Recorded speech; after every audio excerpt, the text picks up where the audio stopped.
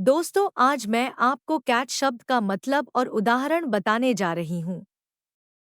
Cat का मतलब बिल्ली, चालाक व्यक्ति या मशीन का हिस्सा होता है। बिल्ली का मतलब है एक छोटा, मांसाहारी और पालतू जानवर। चालाक व्यक्ति का मतलब है ऐसा इंसान जो बहुत चतुर या होशियार हो। मशीन का हिस्सा का मतलब है किसी यंत्र का विशेष भाग जो अलग काम करता हो। आइए उदाहरण से समझते हैं। The cat was sleeping in the corner of the house. बिल्ली घर के कोने में सो रही थी। दोस्तों, ऐसे शब्दों के अर्थ जानने के लिए हमारे चैनल को सब्सक्राइब करें और वीडियो को लाइक करें। ऐसे और शब्दों के अर्थ जानने के लिए प्लेलिस्ट पर क्लिक करें।